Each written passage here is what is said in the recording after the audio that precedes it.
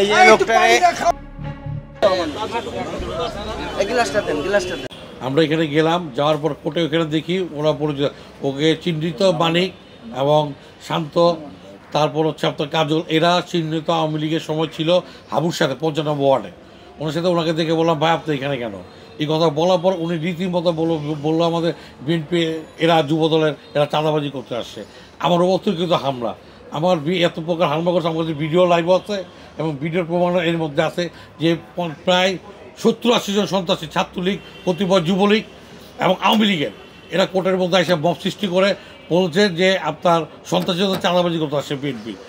এটা আমার এবং আমার দল, আমার নিজের পারিবারিকভাবে সামাজিকভাবে আমার সম্মান হীন করতেছে, আমার দলের এবং রাষ্ট্রীয় আমার দলকে নিয়ে হীন করা হইতেছে। কেন এগুলো করা হইতেছে? আমরা তো ভাই কোনো অন্যায় কোনো কিছু জানি নাই, কোনো কিছুর মধ্যে জানি, কেন আমরা তো অলওয়েজ আমরা চাঁদাবাজি অন্যায়ের বিরুদ্ধে সোচ্চার। আমাদের যুবদল সোচ্চার, অবশ্যই আমি অভিযোগ করব। আমার কাছে ভিডিও রেখেছে, আমি এই যে আমি গতকাল আজকের কাছে ভিডিওটা নেই, গতকাল আমি মিশন হাসপাতালে এগুলো আমরা করেছি, আমি ওখানে ভর্তি ছিলাম, এগুলো সব আমি করেছি।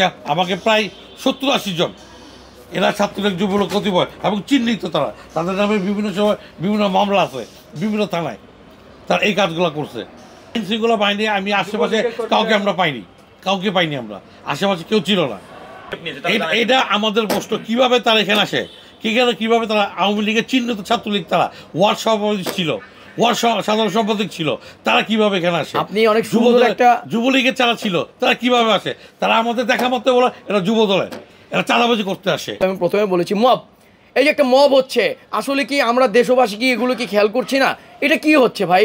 কোনো কিছু হলেই মব সৃষ্টি করে আপনারা একটা মানুষের উপরে হামলা করছেন, কোনো কিছু হলে মব সৃষ্টি করে আপনারা মানুষ হত্যা করছেন। আপনারা যদি পেছনের দিকে যান, আপনারা তো মিডিয়া যারা আছেন এরা তো আপনারা খুব সোচ্চার, আপনারা খুব ভালো মতো জানেন যে বিগত দিনে আপনি দেখেছেন মব সৃষ্টি করে অনেকগুলো মানুষকে হত্যা করা হয়েছে। কেন এগুলোর বিরুদ্ধে কোনো প্রতিরোধ করা হচ্ছে না? আমার প্রশ্ন, আমি পুরো দেশবাসীর কাছে আমার প্রশ্ন, আপনাদের মাধ্যমে আমি জানতে চাই এই মবের বিরুদ্ধে কেন মানুষ সোচ্চার হচ্ছে না? মবের বিরুদ্ধে কেন সরকার কোনো কিছু করছে না? আমরা শুনেছি আমাদের সেনাপ্রধান গত ২-৩ দিন আগে নাকি উনি একটা কথা বলেছে, আমি এখন পর্যন্ত নিজে মুখে শুনিনি, আমি লোক মাধ্যমে শুনেছি, উনি নাকি বলেছে যে মবের বিরুদ্ধে সর্বোচ্চ সাজা ঘোষণা করা হবে বা এরকম কিছু একটা ব্যবস্থা নেবে। হ্যাঁ, উনি যদি এটা বলে থাকে আমি মনে করি উনি খুব সুন্দর একটা কথা বলেছে এবং আমি আশা করি যে আমাদের মাননীয় প্রধান উপদেষ্টা ডক্টর মোহাম্মদ ইউনূস সাহেব এগুলোর দিকে বিশেষ করে লক্ষ্য রাখবেন।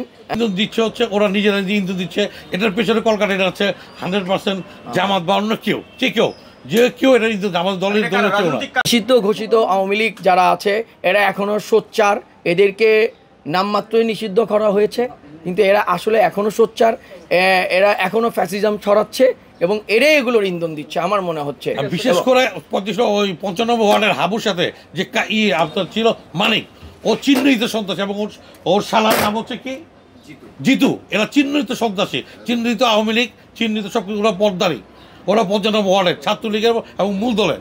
ওরা কীভাবে কোনো মামলা খায় না, দলচার বাইরে প্রশাসনের, আমার একটা প্রশ্ন। দেশে দেশে সবার সাথে দ্য নিউজ।